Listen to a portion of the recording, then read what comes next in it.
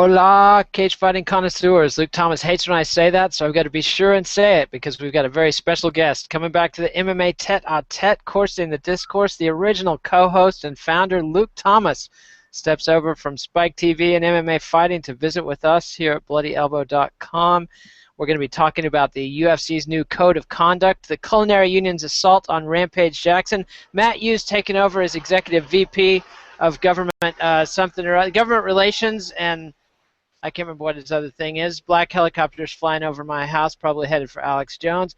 And we're going to talk about the UFC on Fox 6 ratings outlook, the Bellator ratings on Spike TV, the Eddie Alvarez trial, how well UFC on FX7 did, etc., etc., etc. Luke Thomas, Culinary Union Unite here, coming hard after Rampage Jackson yesterday, and the UFC seemingly coincidentally announcing a code of conduct. Thoughts on this? And also, they announced a code of conduct in conjunction with Matt Hughes' job, which I still don't understand. Like, mentor, coach. He's going to be the sheriff. Yeah, and then you put out a stupid tweet, Matt Hughes is going to take you behind the barn and nut punch you. That's about the only mechanism. That's all about the only mechanism I could think of that he'd know to implement. That and handing out Bibles. I don't know. I think it's not coincidental. It's kind of funny, though, that they tried this with the last UFC on Fox. The Culinary Union basically whipping up other advocacy groups to put pressure on Fox and UFC. But they didn't have nearly anything that's strong. That rape video, even though it was down, they found an old copy of it and put it back up. But they found an edited version. There were parts of it, like boner biting, that had been taken out of it. My cat is going ape shit over here. Sorry. Anyway, Luke drives him crazy. We know that. they took that part out. So none of it to me is particularly coincidental. But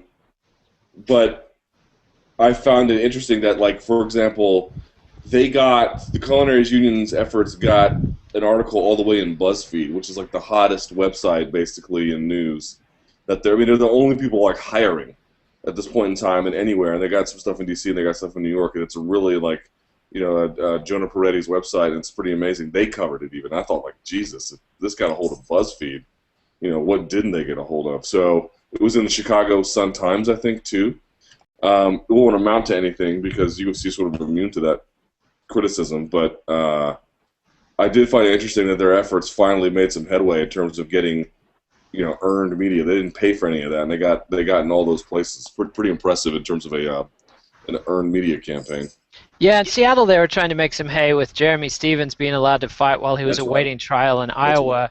And I think it's a two-part thing. One, nobody knows who Jeremy Stevens is or gives a shit. And two, there's no rape video of Jeremy Stevens out there like Rampage has. There's that attempted joke video that Rampage put out was in such remarkably bad taste. If you haven't seen the video, he pretends to be a prowler in a parking garage, I believe, if I recall correctly. It's been about a year. Yeah, it's a how-to rape video. Like, if you want to learn how to rape, and it's supposed to be like satire, or in Rampage's mind, a twisted mind. How do you want to describe it? This is why raping is bad. Like, we're going to turn rape on its head by mocking the how it's done, which is just the amount of fail in that video is hard to inventory. It really is, and this is well before the Team Lloyd Irvin scandal, which we won't have to go into anymore. But you got to wonder what he was thinking. He said later he did it deliberately in an effort to get kicked out of the UFC.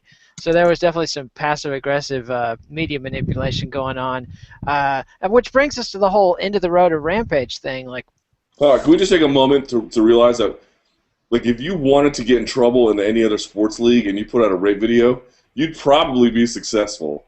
Not in the UFC. No shit. You know what I mean? Like, he even admitted he tried to get in trouble and still could not. Nope, son, you got to do more than that. You want to get in trouble around these parts, buddy. You actually got to go through with a rape, Ouch. Ouch. Yeah, well, that will get you in trouble quickly. Did you see Dana's comments yesterday and the day before about Ronda Rousey's Sandy Hook tweet, where he said it's just a matter of opinion? You know, she found this video interesting, and hey, that's cool. Just checking it out, sending it out, saying it's interesting. No mention of the fact that it's a fucking blood libel that accuses people whose children were murdered of faking their deaths as part of a government conspiracy to steal Ronda Rousey's handguns. You know, I mean, that's the definition of, or it's not quite the definition, but it's very close to yelling fire in a crowded theater. Your buddy Chuck Mendenhall from ESPN, you know, lives there Yeah. in that town, and he did not take it lightly at all. I mean, that's the sort of shit. If somebody shot my kid and you came around with a video saying that I faked it, my inclination would be to grab my gun and shoot you. So, and I don't think that many courts would convict you. You know, if Alex Jones rolled up in front of somebody's house in Sandy Hook and said, sir, did you fake your child's death?" I think it's open season on Alex Jones at that point, but you know, it's just opinions, just perspectives, just starting a conversation out there as far as Dana White's concerned. If you don't like it, you're a pussy. He dropped the P word again. Dude, the So, problem is not the intellectual bankruptcy that is on enormous display here. It's that people are pussies. That's really the issue. People are just pussies. You know, these people who live in Newtown, and maybe they weren't affected by it, but if they're bothered by someone tweeting about it, they're probably just pussies when they grieve for their neighbors. Pussies yeah. grieve for their mourning, or really not even their neighbors, their countrymen. Pussies are sensitive. I mean, it's you know, it's not even worth mocking. It's just so, I don't even know. You can't even mock this stuff anymore, man, because it's just, I don't even know if he believes it, to be perfectly honest. So I really think Dana White believes, oh, that's his opinion. That's just the way he's trying to work himself out of this. Honestly, I think he's really too smart for this, and this is just his way of working it out. Now, it's not a particularly clever way of doing it, but it's just such a ludicrous opinion that, you know, listen, guys, it's just my opinion. Only 5 Jews died in the Holocaust. That's just my opinion. We're I'm just starting a saying debate that's here. We're just just we're just opening the questions, asking some questions. You know, again, a dialogue, going, doing some research. That yeah. was I find this Rousey's. video's got 20 million views on YouTube. It can't be that unreliable. Yeah, it must be totally credible. I mean, you know, it's. I mean, Dana, to his defense, did say the video was goofy, which is, as you know, the worst thing he can say about anyone. And then he went on to announce that he didn't believe in God and et cetera, and he doesn't care for Joe Rogan's advocacy of marijuana legalization, et cetera. So I don't know. It muddied the waters, but I really am curious to see how Matt Hughes is going to perform as the bad cop. Is that going to be his role? You know, if next time that a Miguel Torres tweets out an unamusing rape joke, is Matt Hughes going to appear on his doorstep for a quick tussle about Twitter policy? Is that how it's going to work? Or Oh, this is, I don't know. To me, it's just a bunch of corporate welfare, which is fine. If that's how they want to give their money out to guys who help them out, I don't care. yeah, Fine by no, me. I have no problem. I just don't like, uh, you know, because his title is weird. It's like nuclear physicist and custodian, right? Let's You can pull up tell his like they actual added on a title. part of it that was so weird because it's like vice president of athletic development or maybe talent development, one of the two, and government relations. Like, what does Matt Hughes possibly know about government relations? No, I don't mean to suggest he can't go out and lobby in a meeting that is set up by Global Strategies Group, and he's given press and talking points to go over and to tell his story. But what does he know about, you know, government relations is a skill set. You have to know who to talk to, what you have to say. Like if you ever done any lobbying, there's a science to it. From the moment you set up the meeting to getting the meeting to being in the meeting to the ask itself to the piece of legislation, the To the different ways that campaign you can pay. contributions that you funnel.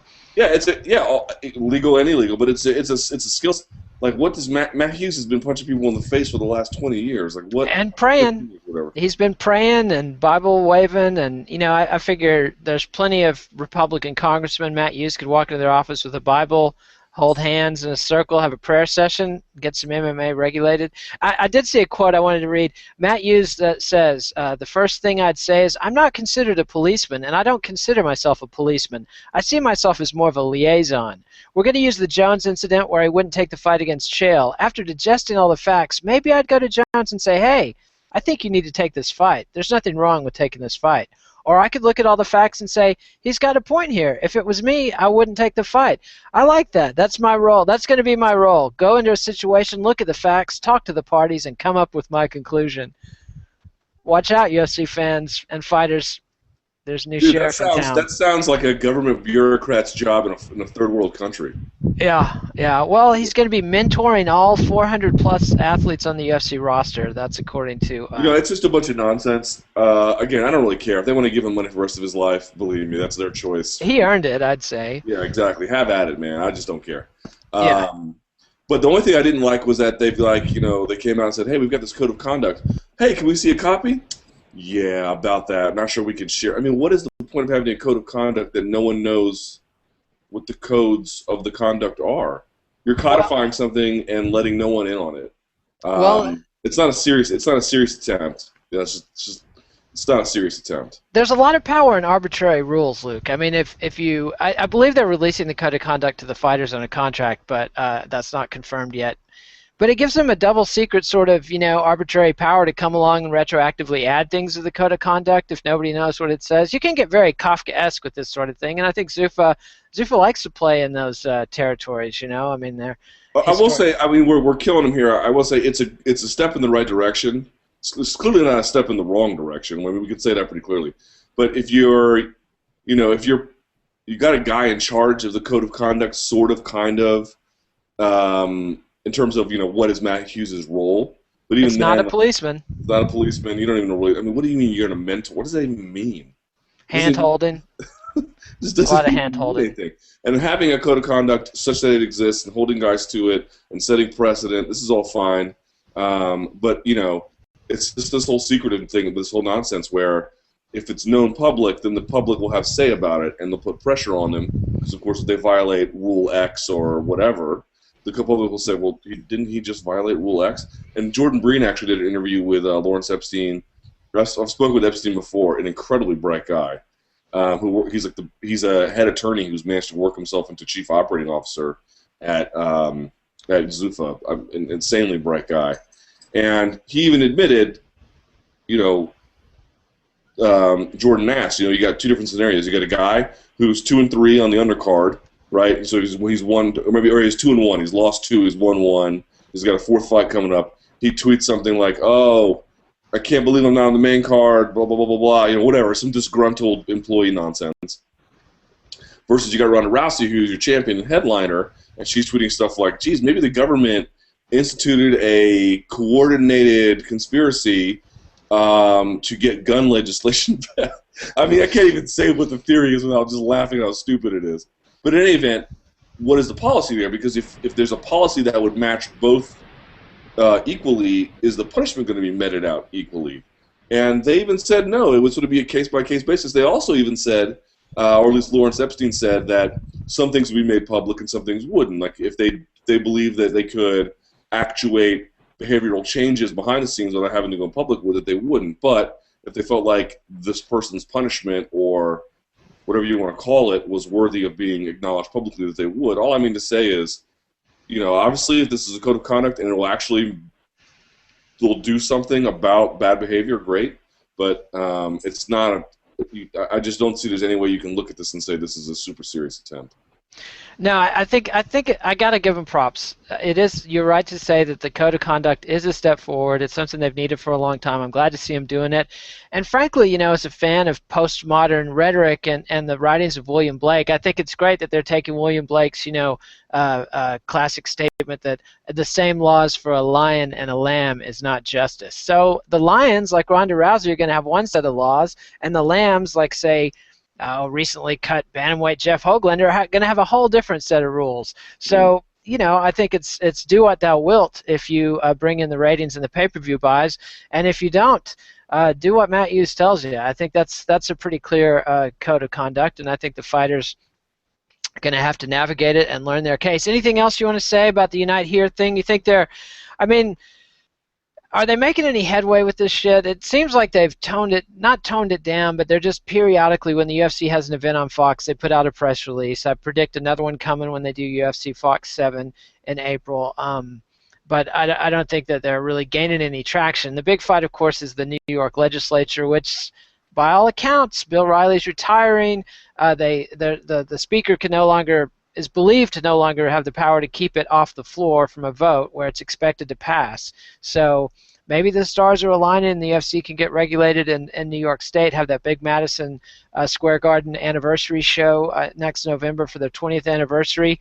You know, fingers crossed, and certainly Unite Here and the Culinary Union have done a lot to be a major pain in the ass for the UFC, if indeed they have played a role in the New York regulation being delayed for what, 3 years now, 4 years? Or something like that. Yeah, I don't. I mean, I think they're a pain in the ass. But if an athlete, the problem is that it didn't happen when he actually put the video out. But if an athlete making a video satirizing rape doesn't effectuate change, then all they're really doing is just being annoyances. They're not really doing anything beyond that, which is maybe their only goal.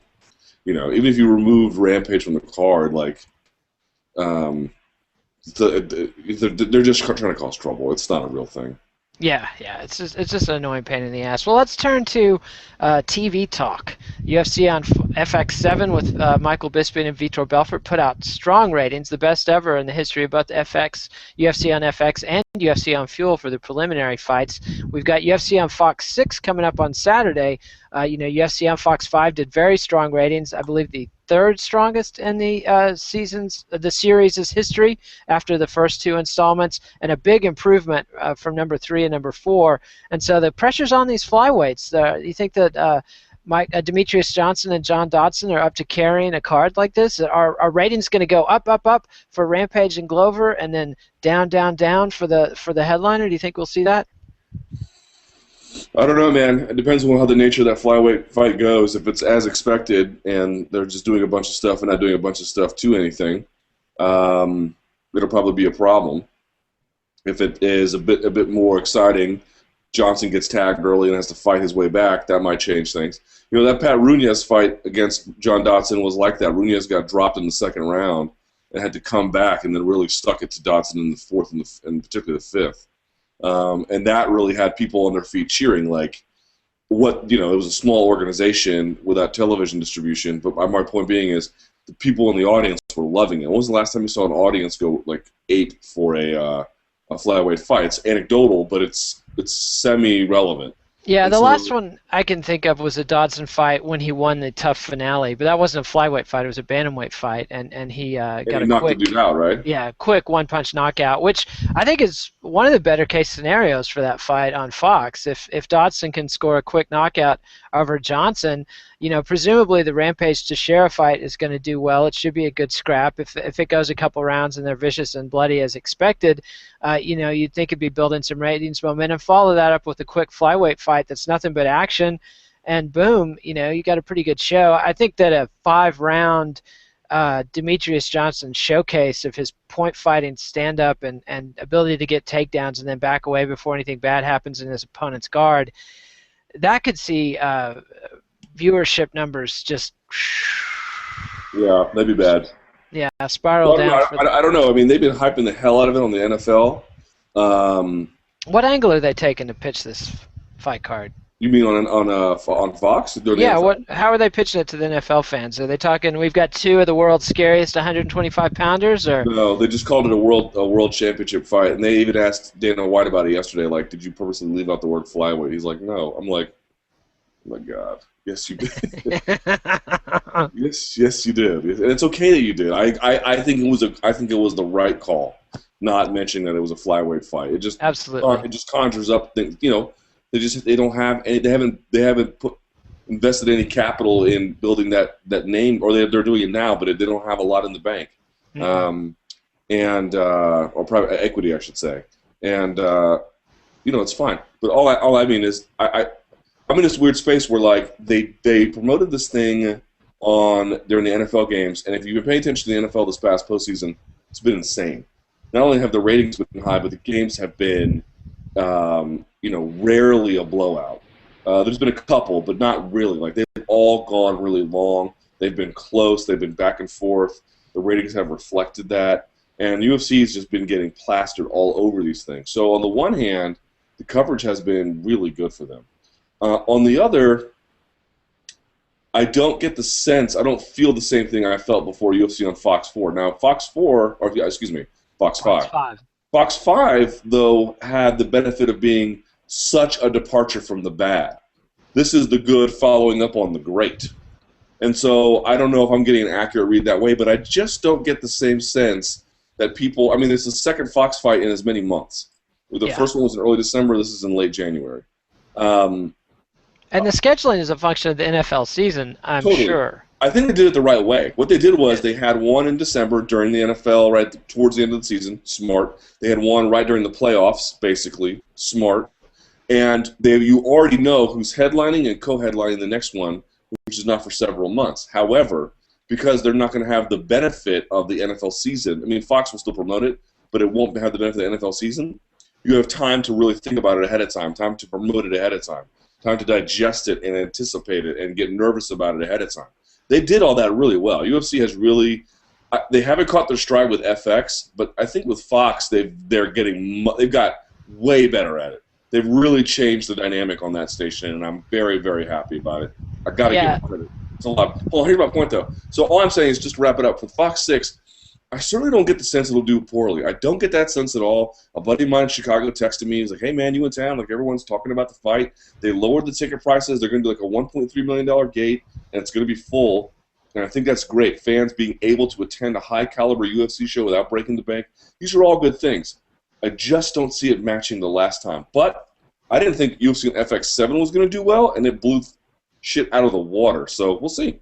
Yeah, I think the thing that UFC on FX7 had going for it was two very well-known fighters in Vitor Belfort and Michael Bisping. I mean, say what you want. Hardcores have been shitting on Vitor Belfort for well over a decade now, but casual fans love the guy, and he delivered once again. You know, a Belfort fight, win or lose, is generally entertaining, and everybody likes to see Michael Bisping talk a bunch of shit and get it put back in his face. So let's get down to brass tacks. What's your rating prediction? How many viewers do you think UFC on Fox 6 is going to get?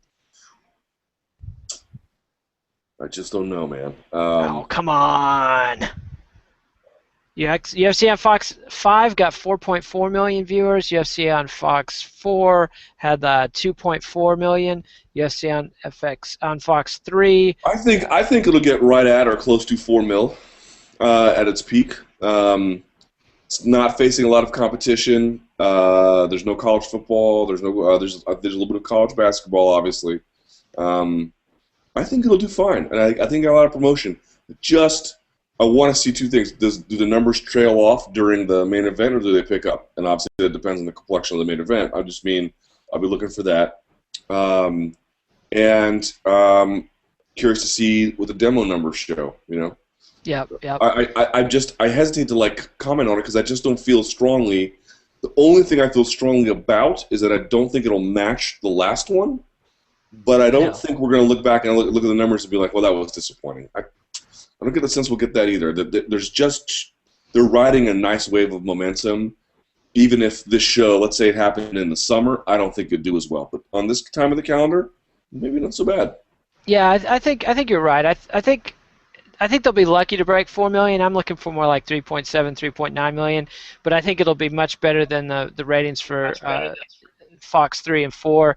But not as strong as UFC on Fox 5. But they're doing strong all over. We haven't mentioned that the ratings for The Ultimate Fighter debuted on Tuesday, and according to Sports Business Journal, what's the dude's name? John Arand? Yeah. He tweeted out that they had 1.5 million viewers, which is way up, which is about 700,000 better than they were averaging last season on Fridays, and the season before, much stronger than even the initial season of Ultimate Fighter on FX, which was Fridays. It was Tough Live, which was a failed experiment to try to show the fights live. And it seems like they've gone in the complete opposite direction. They clearly emphasized the reality show drama. They had fighters bringing their families in. You had a lot of talk about how much people love Jesus, how poor they were, et cetera, et cetera. And, Jones and Sonnen bring in some celebrity sparkle from the coaching booths, and so it seems like they're going in the direction of more reality show, less focus on the fighting, which is just fine with me because frankly, everybody paying any attention at this point knows that the fighters that make their way onto the show are probably going to be one and done in the UFC, maybe 3 fights in the UFC. Even the winners are not likely to really make a mark in the UFC. So at this point, it's just a vehicle for promoting the coaches, and it looks like it's off to a good start. We'll see if it sustains the audience. One thing that's got me a little bit disappointed and worried is Chael Sonnen is playing too nice with John Jones. I was really hoping for more shit stirring and more of a antagonistic dynamic between the two of them, and it's an interesting choice on Chael's part to play nice Chael rather than bad Chael. What do you think of that? Yeah, I noticed that too. I'm not sure what that's about because he's still doing it with other people. Dana White's explanation was that if he had played this way, he wouldn't have got the fight with Anderson Silva. And I'm like, well, that's exactly how he got the fight with John Jones. I mean, yes, he accepted it, but then went on a media tour on ESPN, and remember he said, "Just don't do it," or he was mocking him, Jones being signed by Nike. So I'm like, well, that's kind of how he got this one too. But I don't know if he does. If he doesn't feel it, he doesn't feel it. I guess. And his explanation was that he's a master of mind trickery and lulling you into a false sense of security. I don't know. I'm not going to really watch this season, just to be honest. Like I was kind of excited about it before it started, and then I recorded it the first night, and I just haven't ever felt the urge to watch it. And my other thing is, with Bellator being on Spike, honestly, on Thursday nights, honestly, if I know for other people it's not an either-or thing, but MMA consumes so much of my life.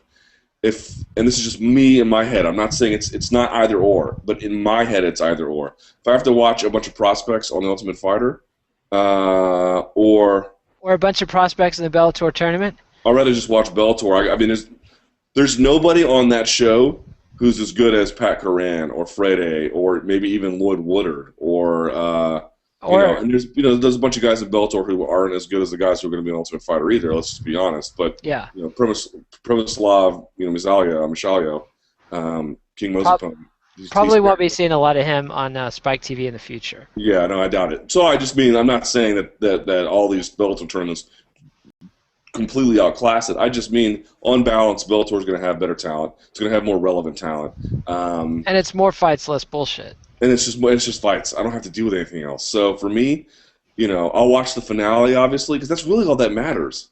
I don't really need to see anything. Why do I need to pay? Seriously, it's a question. Why do you need to pay attention to the season of The Ultimate Fighter? I know what the UFC's answer is going to be, but I'm asking like you, not you, Nate, but just the person watching this. Why do you need to watch that? So you can monitor their development? Their development doesn't even really begin until they get to the UFC. Yeah, because those tournament fights on The Ultimate Fighter, they're not really trying their hardest. They're trying not to get hurt, and they're trying to advance. Understandably. Yeah, I mean, it's a logical choice. It's just like Roy Nelson explained after, his underwhelming fight with Kimbo Slice. He's like, look, I got another fight in 2 weeks. I can't be breaking my hands in this clown's head. I'm just going to take him down, take the easy way out, And you see a dramatic difference in the way Roy Nelson fought on the Ultimate Fighter show and the way he's fought in the octagon. I mean, he's been much more aggressive. He fights in the octagon like a gangster, like a gangster. He thumps with people. It's amazing, win or lose. But I just mean, like, why do you really need, if you're really interested in somebody, whether you're a friend or a training partner or, whatever, their story has you hooked, fine, I can't hate on that.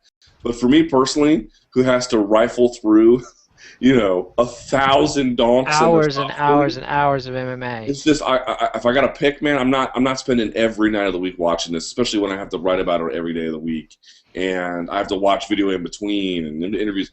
I'm going to watch Bellator on Thursday. I'm obviously going to watch every fight the UFC puts on, and I'll watch the finale, and that'll be that. That's sort of my balance here. Particularly if I ever want to get back to training, I just don't have time for tough. I just don't. Yeah, I watch a good deal of the UFC's Fuel programming. I turn it on while I'm working during the day. I DVR it the night before, and I enjoy hearing Kenny Florian and Chael Sonnen and the gang analyzing fights, and I like seeing what fighters they're hyping. But that to me is far more valuable than the Ultimate Fighter, which is really just a promotional reality show that has no bearing to me as a hardcore fan, and I'm not a fan of reality shows, so it is what it is, but I'm glad to see it doing well. But let's talk about this programming switch where FX is no longer going to be carrying sports programming. Do you know yet, does that include the Ultimate Fighter, or is Ultimate Fighter considered entertainment that's going to stay on FX, or is it going to go to what is now this Fox Speed channel and is gonna become Fox Sports 1. Fuel will become Fox Sports 2. Fox Sports 1 slightly more, not as strong as FX, much stronger than Fuel in terms of number of houses. I believe it's in the 60 million range, something like that. Fuel's in about 36 million houses. FX is in about 100 million houses. So No, Speed is in 81 million. 81 million, so much stronger than Fuel, and almost as strong as FX. So, any word, like, what's the deal? Is Ultimate Fighter going to be on Fox Sports 1, or is it going to stay on FX? No one knows. No one knows. But the fight cards on FX are definitely moving to Yes, Fox those are all Sports. going away. Yes. Yeah, so that will be very interesting. I think it's a fine move. It makes logical sense from Fox's corporate, organizational charts. But I think for UFC fans that are just getting their, feet under them in terms of trying to find where do I watch UFC programming, if they've just learned to set FX on their favorites and now they've got to go find Fox Sports 1, I think it's a step backwards. But we'll see. But how about short term? It definitely is a step backwards. Yeah, but longer term, we'll see, and it is a long-term 7-year deal, and so we'll see. But what do you think about the Bellator ratings? The first week they did, I think they pretty much blew everybody away. They even blew you predicted something in the 700, 800,000 range, and they did 938,000 viewers for their first installment on Spike at Bellator 85. They averaged that. Averaged, yeah, peaked higher than that. What are you expecting for Bellator 86, which aired last night, but nobody's got the numbers out yet? Not as high as that, but probably higher than people think again.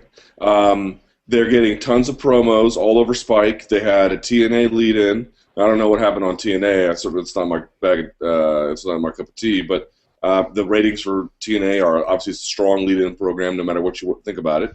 And I think there was some hype for Askren and there was some hype for Mo. Now the question is, what will be the ratings? Be next week and the week after when they don't really have these championship fights and whatnot. They're going to come back to earth. I don't see how they would stay that high.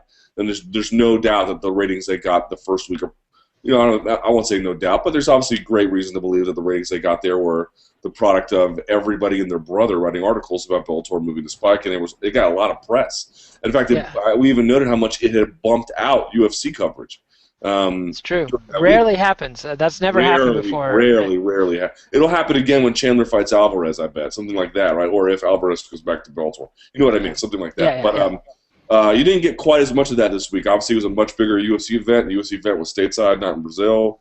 And that matters. And this event was not the same size as the one the Bellator event had. So, I don't suspect that'll be the case. I think it'll probably be more in line with what I had predicted for the original one, 750. Do you think they made a mistake by front-loading these events? Like the first, Bellator 85 had 2 title fights, had the Pat Curran title fight as well as the Michael Chandler title fight, and then Bellator 86 has the Askren title fight and King Mo's debut. Do you think they should have sprinkled that out a little bit more parsimoniously? Because next week, you basically got nothing. You got tournament fights, but it seems like the Pat Curran title fight would have gone nicely on that card and let Chandler.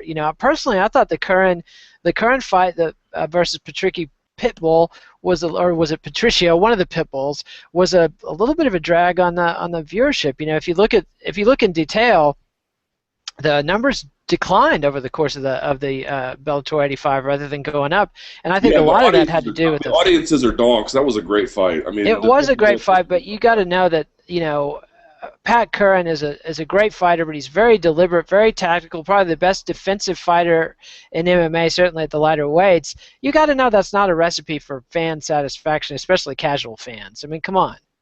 I don't know about that. I think they want to lead with their best foot forward. Both of those guys knock a ton of dudes out. By the time that fight had reached the 5th round, it was awesome. There's a debate about it. Could they have used another title fight for a 3rd week versus up front? Maybe. I don't fault them for trying to lead with their best foot forward. I really don't. Would I have done that? Were I in charge of Bellator? I don't know. I don't know what the right answer there is. I mean, there's plenty of room to have a debate about it, and I'm sort of non-committal about it. I frankly feel like, how often can they? I mean, I think that probably the thought is, listen, we're going to give you 2 weeks of title fights. 2 weeks. So if the 3rd week is not a title fight, how many weeks of title fights do we have to give you before the training wheels come off? Yeah, I think it's a good gambit in terms of testing both their peak and their base.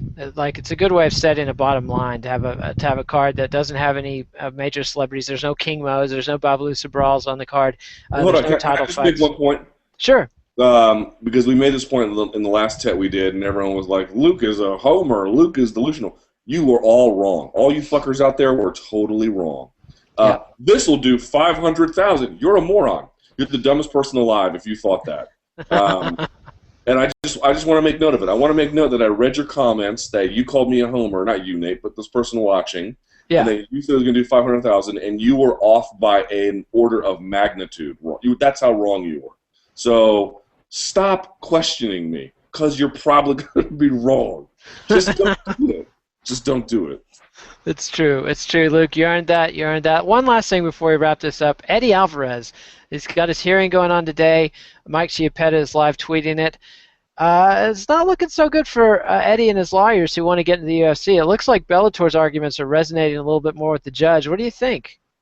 I think so, too. I think, and to me, it's not really surprising. And people are like, Eddie's going to be stuck in Bellator. Eddie's going to make a lot of money in Bellator if he stays in Bellator. Now, obviously, you can make a pretty convincing case that he would make more under the right circumstances in that UFC deal, right? If he got stuck on if he got placed on a, George St. Pierre versus Anderson Silva card, and he was the co-main event, he's probably going to make a lot of money, and a lot of money that Bellator can't match in that regard. But, and again, people are going to call me a homer. The pay-per-view point system is great for fighters. If you're in the UFC and you get on that, it's great. It's impossible to argue. However, the way in which fighters are paid, to me, is just a really unsatisfactory business for any number of reasons. One of which is that as good as the pay-per-view system can be, it's really feast or famine. With as much free TV as out there, it's no guarantee you're even going to get it as much as you like. Now you can get money for bonuses, although Josh Gross said on Twitter that like those locker room bonuses, maybe not across the board, but for some, were going down. And I just don't like the idea that an organization can promise you, hey, we might put you on pay-per-view and you might get some money or you might not. We just don't really know. And then that's enough to get out of a contract. To me, that is I just don't like that. I don't think that's very pro-fighter. I think that's that benefits UFC more than it really benefits fight. It benefits fighters too in some sense. Like if you get the luck of the draw, I think that's helpful. But that's really just about the UFC having the ability to not have to really promise you anything, and that being enough to cause a contract to be null and void. Something about that just doesn't settle with me. My thought is, if you really want to give these guys pay-per-view points, then you have to guarantee. I mean, they can't guarantee exactly. Yeah, nobody knows how many people are going to buy a pay-per-view until after the pay-per-view. Sure enough, but sure, I just mean, and I'm sure like people like Anderson Silva and George St. Pierre are grateful for their pay-per-view points. But if you really want a guy, you got to pony up for him. Is sort of my opinion about it, and they didn't. Yeah. Do I believe that a Bellator pay-per-view is going to match what a UFC pay-per-view is going to do? Not in a million years. Not in a million years. But even with a Chandler Alvarez thing headlining, if that thing does 200,000 buys, I'd be amazed. That would be very impressive. The strongest American non-UFC MMA pay-per-views in history is probably the two Affliction events and Pride 33, and none of those, and the WEC pay-per-view, which did over 100,000. So I don't think anybody's broken 200,000 buys outside of the UFC in MMA history. So that would be an amazing feat if Bellator cracked 200,000 buys. I mean, my argument's not fleshed out, and I recognize that it's in a pretty unrefined state. Nascent state. Yeah, it's an unrefined state, but something about it just doesn't sit with me. That they can go and they have a way of offering you payment that guarantees nothing, and that is supposed to be indicative of value. I don't know. Like, I don't know enough about NFL contracts. I don't know enough about Major League Baseball contracts. I don't know enough about Major League Soccer contracts. But I cannot imagine a high-prize athlete who was coveted from one team to the other, or one organization, La Liga to Bundesliga, whatever, and that would fly. I just don't. Something about it is sleight of hand. You didn't hear about the big Terrell Owens Magic Beans clause in his last contract negotiations? I mean, come on. No. Well, are you being serious? No, it's a joke. The No. Magic Beans, it's a fairy tale. Again, I recognize that under a UFC contract that they gave him, under the right circumstances, could he make more there than he could in Bellator? There's no question about it. There's just no Yeah. question about it. But Yeah. but do I like the idea of the UFC being able to be like, listen, in these circumstances you benefit, but we're just not going to guarantee you get any of those?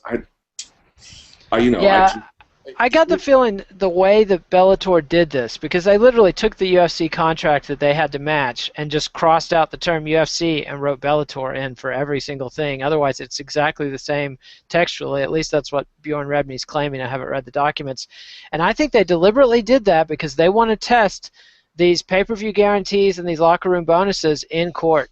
And I think they recognize that that's a strong advantage the UFC has that they can't compete with. And if they can get that discounted and have it proven in a court of law that that does not count as a guarantee and that's something they won't have to match, that gives Bellator a lot more leeway, and it's going to be a lot easier for them to compete for fighters down the road, which is, I think, Bellator, this is a promotion that people in their first couple years, a lot of pundits were saying, oh, there's no way they're going to be in business. They're not making any money at the live gate. Well, hello, dumbasses. Their business plan didn't plan on making any money at the live gate. They had investors. They had TV deals. They were always angling for a sale.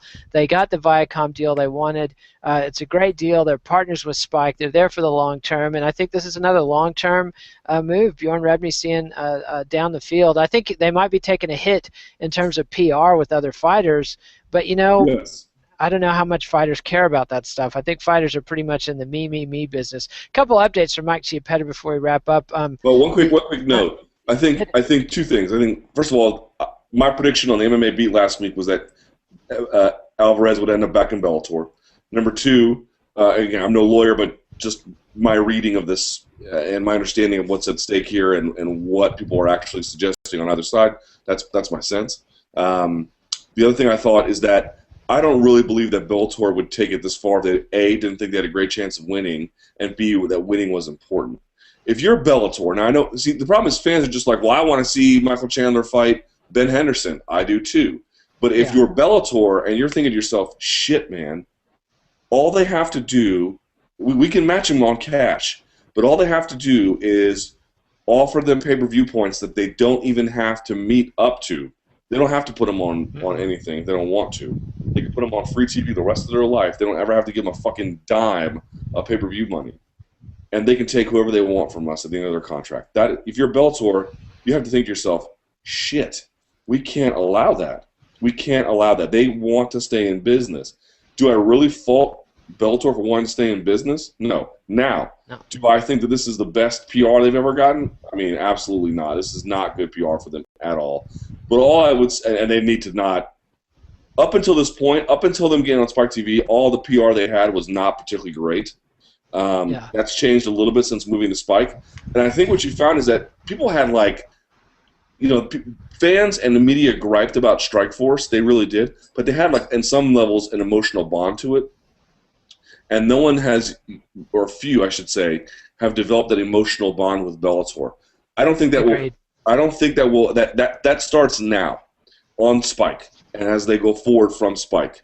But there's no way to spin it. The biggest cost of this whole Eddie Alvarez thing might end up being Alvarez. Number two will end up being bad press, and certainly the less time they spend in court, the more they can fix that problem. One last point before we wrap up, and that is that I think that the UFC's handling of the Strikeforce acquisition if you want to talk about bad PR, that was terrible PR, because when they bought Strikeforce, fans were rejoicing. They were believing. When Dana said, now you're going to get the fights you want to see, they believed it. People were excited. People were making up fantasy matches. And after 18 months of Zuffa owning Strikeforce, or Forza, Zuffa's sister company, owning Strikeforce, and people didn't get the fights they wanted. We didn't even get Nick Diaz versus GSP yet, and people saw how that got bogged down in bullshit between the UFC and Showtime, and even the fighters they did poach, like Dan Henderson, Alistair Overeem, Nick Diaz. I think fans learned a lesson that it's not as easy as just buying all the promotions and let one ring to rule them all. It doesn't work that way. MMA is too fluid, too variable, too ugly, too messy. There's no way to ever put together all the dream fights. It's just not happening. And I think that has given Bellator a nice window where people say, hey, competition is good. It's okay to have two competing organizations because we know we're not going to get the fights. Every dream fight is not going to happen no matter what. And so I think that was a big factor. And the last thing I want to say is Chiapetta has clarified that today's hearing was strictly on Alvarez had filed for a preliminary injunction because he's arguing that he will be allowed to fight at UFC 159 if he's allowed to accept the UFC contract offer. And so he needs an injunction so he can take advantage of that opportunity. And so this hearing a ruling will be made today on the outcome of that hearing. This is not the end of the fight by any means. This is just if Bellator were to lose today, it would indicate that their long-term case is seriously hurt. If Alvarez and the UFC win today, then that's obviously good long term. But either way, the fight is not over, and Alvarez will be back in a courtroom probably before he's back in the cage. You can see my dog is a camera hog. Yeah, that dog is that's how dogs be. They like to get on the camera. Well, thank you, Luke, and everybody that watched this. Remember to subscribe to MMA Nation. Luke, we're pushing 24 viewers live. I don't know if you've had this kind of pressure before, had this many eyeballs on you at one time, but we're up there. And I'm a little nervous. Yeah, don't try to relax and stay comfortable.